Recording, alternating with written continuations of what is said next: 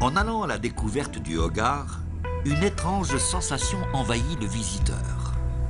Une sorte de fascination qui confine à l'envoûtement. Ici, il n'y a guère de place pour l'indifférence.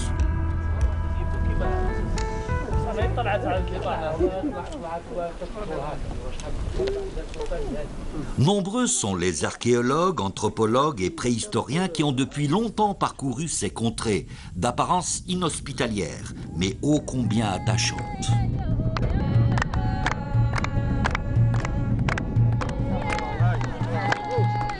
Répondant aux sirènes du dépaysement, les touristes n'ont pas manqué d'aller à la rencontre des Touaregs qui peuplent le Hogar, partageant avec eux fêtes, commémorations et moments de vie intenses.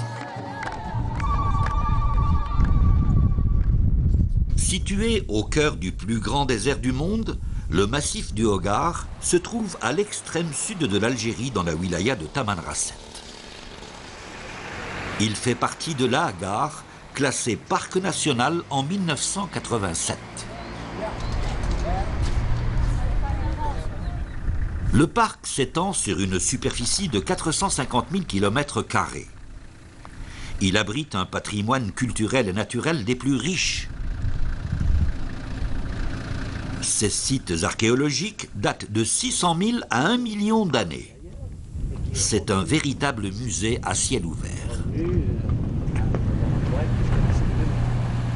L'Office du parc culturel de l'Agar veille à la préservation de cet espace, tout en assurant la valorisation de l'inestimable patrimoine archéologique et culturel de la région. La couche sédimentaire qui cachait certains massifs est partie avec l'érosion. Nombreuses sont les expéditions, fouilles et recherches scientifiques conduites et organisées par l'Office du parc culturel de l'Agar.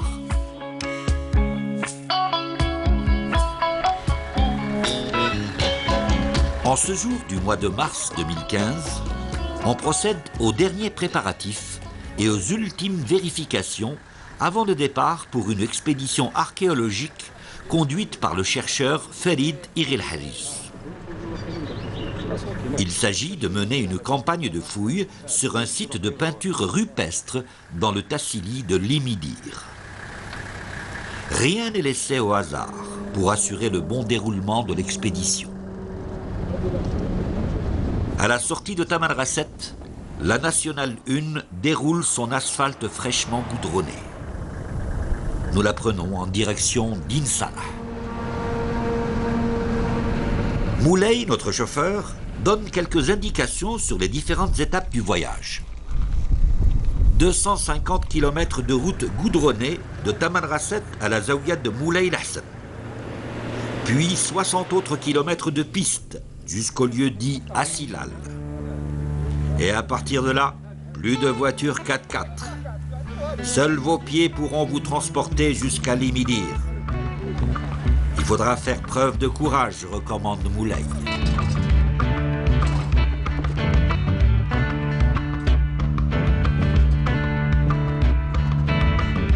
Une quinzaine de dromadaires sont là pour le transport du matériel nécessaire aux fouilles et aux prises de vue, ainsi que les effets personnels et surtout les vivres.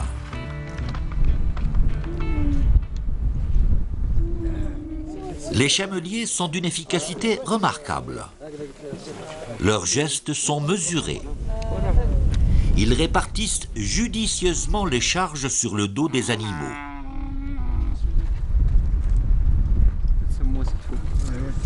Véritable vaisseau du désert, le dromadaire est de loin le meilleur moyen de transport dans ce milieu hostile auquel il est adapté. Voici le premier palier de l'ascension.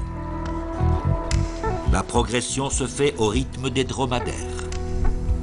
Rien ne sert de courir.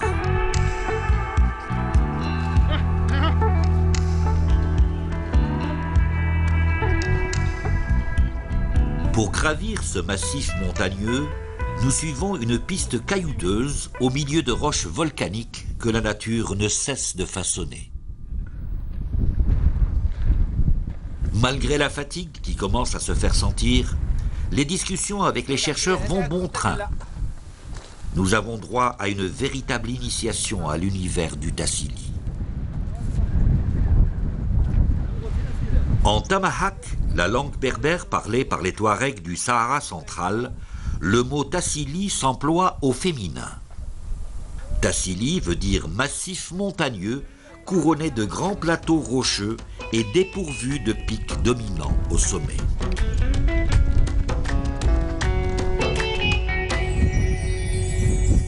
Après une journée de marche, nous voilà enfin en vue du plateau d'Ifetes. Les Touaregs appellent cette piste Tihin Timrarin, la piste des vieilles, celle qu'elles ne peuvent pas gravir. Bey, notre guide, nous explique que tous ceux qui parviennent à se hisser jusqu'à ce plateau peuvent dire qu'ils sont encore jeunes.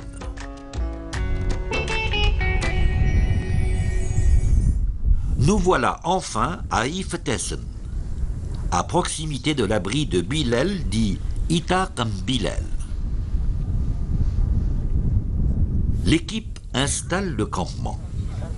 Et à la tombée de la nuit, s'offre un bon repas pour reprendre des forces, ce qui ne manquera pas de remettre tout le monde en forme pour le lendemain.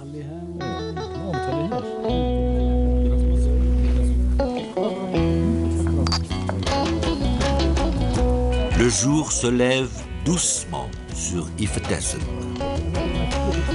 L'équipe de recherche s'apprête à rejoindre le terrain des fouilles.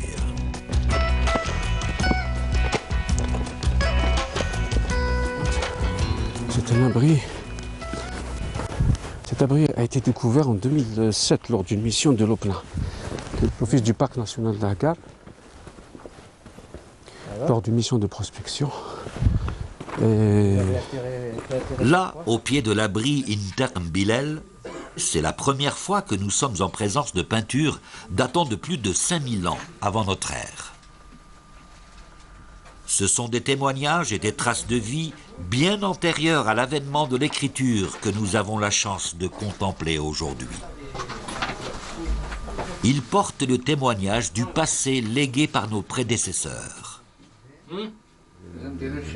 Des groupes de population que nous avons donc Faridi Ghilhaliz, le chef de mission, donne des indications sur le programme du jour et surtout sur la meilleure manière de procéder à la prospection du site. Il faut dire que toutes les interprétations de ces fouilles dépendent de la qualité et de la fiabilité des observations recueillies sur le terrain.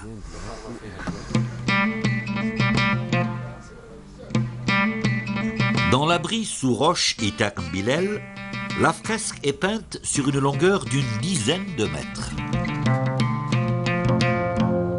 Ici, 2 chasseurs ou guerriers armés d'archers.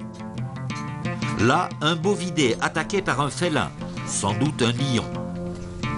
Le berger, armé d'une lance, vient à son secours. Ces scènes remontent à la période bovidienne qui s'échelonne entre 4000 et 1500 ans avant Jésus-Christ. C'est à cette période que l'homme, de chasseur-cueilleur qu'il était, est devenu pasteur, lorsqu'il réussit à domestiquer le bœuf d'origine saharienne, Bos africanus. Les archéologues entreprennent la fouille du sol couche par couche. C'est du silex. L'aire de fouille est divisée en sections. Et chaque section porte un numéro correspondant à sa position et sa profondeur.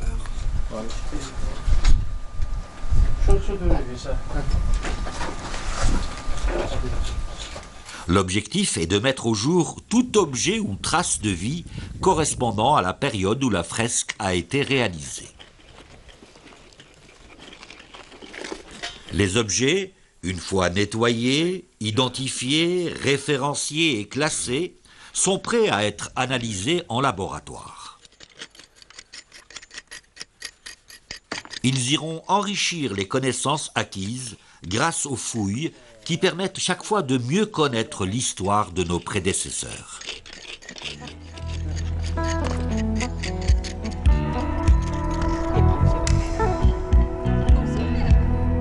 Nous sommes bien dans le Tassili de Limidir.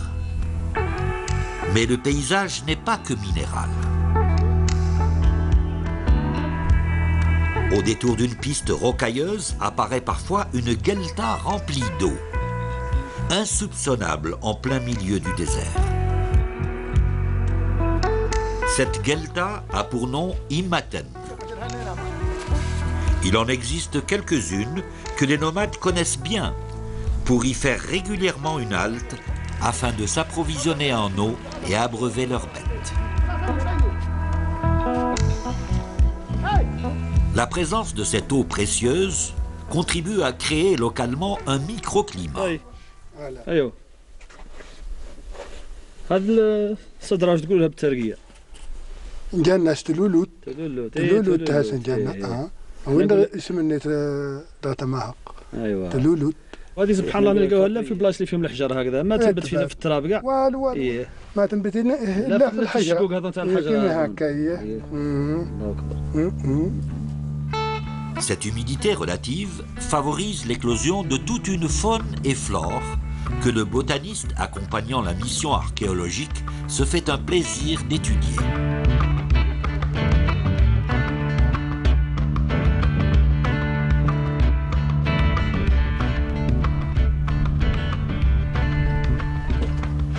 Après une dizaine de jours de prospection, l'équipe se réjouit de mettre au jour différents objets archéologiques qui attestent de la richesse du site. Oh, c'est fragment de poterie. La deuxième. Où est-ce que Si la récolte est bonne, il demeure que le site n'a pas livré tous ses secrets. À l'avenir, d'autres campagnes de fouilles viendront compléter le travail déjà effectué.